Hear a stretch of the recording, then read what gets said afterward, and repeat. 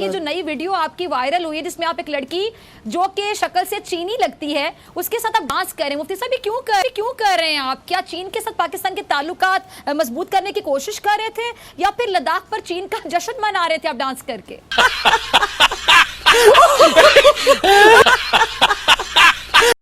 हम लाते हैं talk shows और अनलिमिटेड एंटरटेनमेंट सिर्फ YouTube पर। अगर आपने अभी तक हमारा चैनल सब्सक्राइब नहीं किया तो अभी सब्सक्राइब करें और बेल आइकॉन को क्लिक करके हमारी लेटेस्ट वीडियोस के बारे में अपडेट जानें।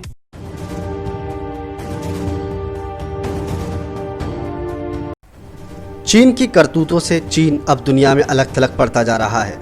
अब कोई भी देश न चीन से संबंध रखना चाहता है और ना ही किसी भी संस्था में उसका समर्थन करना चाहता है। इसी के तहत भारत ने चीन को एक और झटका दिया है। भारत ने चीन को पछाड़ते हुए यूनाइटेड नेशन के सबसे बड़े आर्थिक और सामाजिक संगठन के United nation commission on the status of women में अपनी सीट पक्की कर ली है। जी हाँ दोस्तों, यूनाइटेड नेशन के सदस्य देशों ने चीन को समर्थन न देकर भारत का समर्थन किया है और इससे चीन को मुंह की खानी पड़ी है। अब चाहे चीन हो या चीन का चापलूस पाकिस्तान, वो दोनों के दोनों बखूबी समझ गए हैं कि भारत का औहदा क्या है, पूरी दुनिया भारत को किस नज़र से देखती है। इसी के तहत अफगानिस्तान में भी भारत को अपने शांति वार्ता में स्पेशल स्टेटस के तहत बुलाया गया, लेकिन अफगानिस्तान ने पाकिस्तान को न्योता तक नहीं दिया। इसी बात से पाकिस्तानी मीडिया खफा है। अब आपको दिखाते हैं कि पाकिस्तानी मीडिया ने कैसे पाकिस्तानी सरकार की धज्जियां उड़ाई हैं। पाकिस्तान को ज़रूर इसमें इन्वॉल्व होना चाहिए था, लेकिन मेरा ख्याल है कि इंडियन इन्फ्लुएंस इतना ज़्यादा है अफगान हुकूमत पर कि उन्होंने कोशिश करके पाकिस्तान को इन मुज़ाकरात से दूर रखा। कतर में बैनुल अफ़गान मुज़ाकरात हुए जिसमें अफगान हुकूमत के आला ओहदेदार और तालिबान के नुमाइंदों ने शिरकत की है।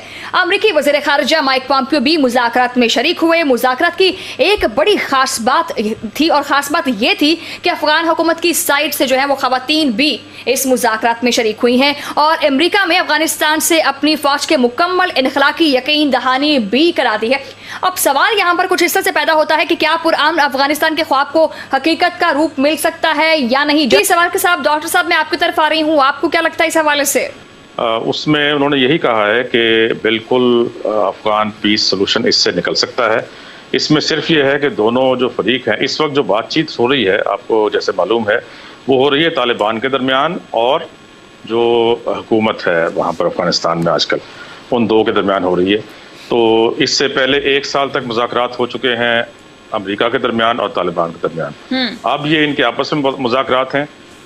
यहाँ पर थोड़ा सा ये था कि पाकिस्तान को ज़रूर इसमें इन्वॉल्व होना चाहिए था। ये मेरी ज़ाती राय है। एज अ पॉलिटिकल एनालिस्ट मैं समझता हूँ कि पाकिस्तान ने बहुत ज़्यादा इसमें मदद भी की है अफ़गानिस्तान की और बहुत ज़्यादा इसमें इन्वॉल्व रहा है और इतने 30 से 40 लाख अफ़गान महाजरीन जो हैं उनको कितने सालों से, कितने डेकेड से पाकिस्तान में उनको पनाह भी दी है और उनको मेहमान के तौर पर रखा है, उनका हर तरह से ख्याल रखा है। तो पाकिस्तान को ज़रूर इन मुज़ाकरात में शामिल करना चाहिए था, लेकिन मेरा ख्याल है कि इंडियन इन्फ्लुएंस इतना ज़्यादा है अफगान हुकूमत पर कि उन्होंने कोशिश करके पाकिस्तान को इन मुज़ाकरात से दूर रखा है। अमेरिका के प्रेसिडेंट ट्रंप का इंटरेस्ट ये है कि वो अपने आइंदा होने वाले इंतखाबात से पहले वो कोई इस तरह का सलूशन दे दें तो फिर ये कह सकें वो अपनी कैंपेन के दौरान कि मैंने जो इलेक्शन कैंपेन में वादा किया था वो देखें कि मैं इसको किसी तरफ जो है पॉजिटिव साइड पर ले आया हूँ और जो है इसका एक हल आ गया है।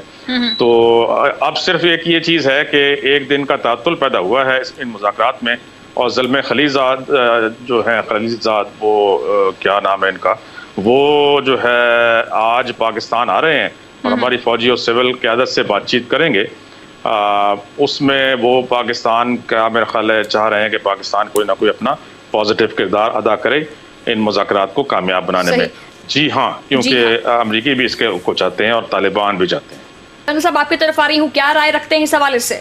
देखिए, बात यह है कि जहां तक जंगबंदी का ताल्लुक है वो तो मैं नहीं समझता कि जंगबंदी करवाई जा सकती है, क्योंकि तालिबान का अगर तालिबान के इख्तियार में है कुछ तो वो यही है, सिर्फ एक ही पत्ता है, उनका कार्ड है कि वो जंग लड़ रहे हैं आपके इनके खिलाफ।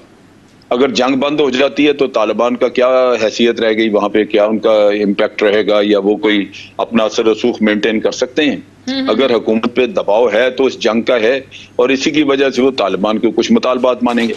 तो मेरा नहीं ख्याल कि जंग बंदी, हाँ ये हो सकता है कि वक्ती तौर पर आप ये कहें कि कुछ वायलेंस कम कर दी जाए, अगर महीने में 5 दफा हमले होते हैं तो 5 नहीं, अब 1 होगा या 2 करते हैं, वो वायलेंस कम करने की बातचीत हो सकती है। दूसरी बात यह है कि ये चीज कामयाब होगी या नहीं, इसका बहुत सारा दारोमदार जो है वो अफगान अवाम के ऊपर है, अफगान लीडर्स के ऊपर है। मेरा अपना पुराना तजर्बा यही है कि अफगान लीडर्स के अंदर इत्तफाक राय काम करना बड़ा मुश्किल होता है। अगर इत्तफाक राय कायम कर भी दिया जाए वक्ती तौर पे, तो बाद में ये फिर जाते हैं उससे। नतीजा ये कि आप वो कोई मसला हल नहीं होता, बाद में पता चलता है कि फिर दोबारा वो लोग अपने अपने ही मफादात की रोशनी में बात कर रहे हैं। तो ये एक इनका अपना मसला बड़ा शदीद है कि इनके अंदर इत्तफाक राय का फुकतान है वो बड़ा मुश्किल से होता है। दूसरी बात यह है कि यहाँ पे स्पॉयलर अफगानिस्तान के अंदर भी हैं, उनकी हुकूमत के भी लोग हैं। तो देखा दोस्तों आपने कि जहां भारत एक ओर अफगानिस्तान और तालिबान में शांति वार्ता करने में मध्यस्थता कर रहा है, तो वहीं दूसरी ओर पाकिस्तान चीन से भीख में मिले पैसों पर ही इतरा रहा है। अब आपको दिखाते हैं कि आखिर पाकिस्तान में चीन के द्वारा क्या किया जा रहा है और वहाँ के जिहादी जाहिल मौलवी किस तरह से चीन के टुकड़ों पर पल रहे हैं और नाच रहे हैं। ये जो नई वीडियो आपकी वायरल हुई है जिसमें आप एक लड़की जो कि शक्ल से चीनी लगती है उसके साथ आप डांस कर रहे हैं, मुफ्ती साहब ये क्यों कर रहे हैं आप? क्या चीन के साथ पाकिस्तान के ताल्लुकात मजबूत करने की कोशिश कर रहे थे या फिर लद्दाख पर चीन का जश्न मना रहे थे आप डांस करके?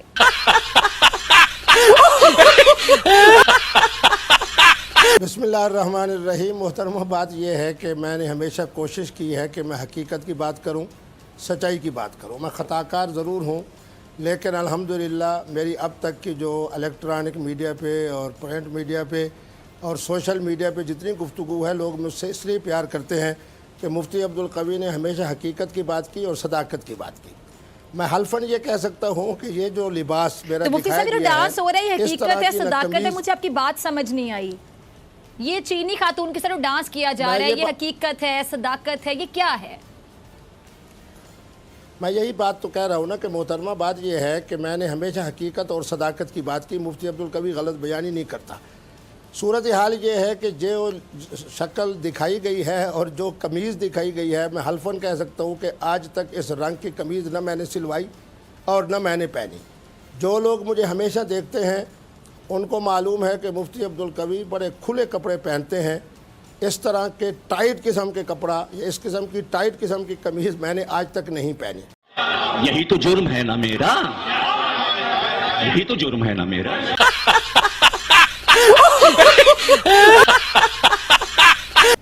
तीसरे नंबर पे मैं एक बात बड़ी जुर्रत के साथ कहना चाहता हूँ। ये जो तस्वीर दिखाई गई है या वीडियो दिखाई गई है, ये कहाँ से इसका आगाज़ हुआ? मेट्रोपोल एन के नाम से लंदन के अंदर जनाब एक यूट्यूब चैनल है, उन्होंने मुझसे माफ़ी भी मांग ली। हम्माद साहब उनका नाम है। उन्होंने कहा कि जी बात यह है कि हमारे मुलाजमीन में एक बच्चा हिंदू है, क्योंकि पिछले दिनों के अंदर जब बाबरी मस्जिद की जगह के ऊपर मंदिर बन रहा था तो इंडिया के बहुत से चैनल्स के ऊपर, जिसके अंदर 09 उनका एक चैनल है, एक भारतीय न्यूज़ चैनल है, उस पर मैं बड़ी कसरत के साथ आ रहा था और मैं ये बात कह रहा था कि जनाब मोदी सरकार ने इस वक्त जो जुल्म रखा है, बहरहाल, और इससे 2 दिन पहले आपने देखा, पूरी कौम ने देखा। एक मिनट मुफ्ती साहब, मैं बहुत कंफ्यूज हो रही हूँ। एक मिनट मुफ्ती साहब, एक मिनट। आपकी तरह मेरे में इतनी समझ बूझ शायद नहीं होगी, आप मेरे से ज़्यादा समझदार हैं। मुझे समझ नहीं आ रहा, आप कहना चाह रहे हैं कि वीडियो आपकी नहीं है, ये कोई और है जो आप जैसा दिख रहा है? जी हाँ, बिल्कुल। मैं आप देख सकते हैं इसके अंदर 3 चीज़ें बड़ी वाज़ेह हैं। इस रंग की कमीज़ मैंने आज तक कभी नहीं सिलवाई, ये तो फिर बहुत ज़्यादा आपसे मिलता है। कभी नहीं पहने। और तीसरे नंबर के ऊपर जनाब एक खोपड़ी एक जगह पे खड़ी है और नीचे जिस्म हरकत कर रहा है। ये किसकी शरारत है? जिनकी शरारत है उसका भी पता चल गया कि ये जनाब एक लंदन के अंदर जनाब मेट्रोपोल एन के नाम से एक यूट्यूब चैनल है, उन्होंने इसका आगाज़ किया। रात को 11:15 सवा 11 बजे के करीब ये जनाब वायरल जब हुई तो रात को 2 बजे मैं हल्फन कह रहा हूँ, उनका मुझे टेलीफोन आया, उन्होंने मुझसे माफ़ी मांगी और उसके बाद सूरत हाल ये है कि मैं इस पर गौर फ़िक्र करने लगा। अच्छा, आपने फिर कंप्लेन की जब आपको इतना मामला समझ आया कि आपके खिलाफ इतनी बड़ी साजिश हो रही, तो आपने तो कहीं शिकायत भी दर्ज करवाई होगी? सर, ये तो टट्टी है, ये तो टट्टी है, ये तो टट्टी है। यही तो जुर्म है ना मेरा, यही तो जुर्म है ना मेरा। मोहतरमा, बात यह है कि मेरी एक आदत है, किसी गंद के अंदर अगर कोई चीज़ आप फेंकेंगे ये तो डॉक्टर फिज़ा साहिबा के एहतराम में मैं यहाँ आया हूँ, वगरना जितनी भी इलेक्ट्रॉनिक मीडिया के अहम चैनल्स हैं उनसे मैंने कहा कि अगर आप ये समझते हैं कि ये हकीकत पर मबनी है तो मैं आने के लिए तैयार हूँ। आज भी मैं जो आया हूँ वल्ला बिल्ला मोहतरमा डॉक्टर साहिबा आपके एहतराम में मैं यहाँ आया हूँ। बात क्या है, मुफ्ती अब्दुल कवी के हाथ में एक मोहतरमा इटली से आके इस्लाम कबूल करे और 2 दिन के बाद ये जनाब आ जाए। साहब देखिए मेरी बात सुने, ठीक है मुफ्ती साहब, आप अपने नाम के आगे मुफ्ती लगाते हैं और बहुत से लोग आपको फॉलो करते हैं, तो बहुत से लोगों की दिल आज़ारी होती है जब कोई मुफ्ती या कोई मौलाना या कोई आलिम दीन, कोई जाकिर इस तरह की हरकत करे। आप इस बात से तो अग्री करते हैं? क्योंकि आपको लोग एग्जाम्पल समझते हैं, आपको लोग फॉलो करते हैं अपना किबला दुरुस्त करने के लिए, अपने किरदार को बेहतर करने के लिए। लेकिन आपकी कभी हरीम शाह के साथ कोई वीडियो आ जाए, कभी आपकी कंदील बलोच के साथ कोई वीडियो आ जाए, अब आपकी डांस करते की वीडियो, तो आप खुद बताएं कि अब आप बड़े हैं, मुझे समझ नहीं आ रही कि मैं आपसे क्या पूछूं। आप खुद बताएं कि आपको कैसा महसूस होता है जब फेस करते हैं इन सवालात को और आपके नाम के आगे मुफ्ती आता है। ये बहनचोद सारे मिलके हमको पागल बना रहे हैं, मादर चौथ के बच्चे। यही तो जुर्म है ना मेरा, यही तो जुर्म है ना मेरा।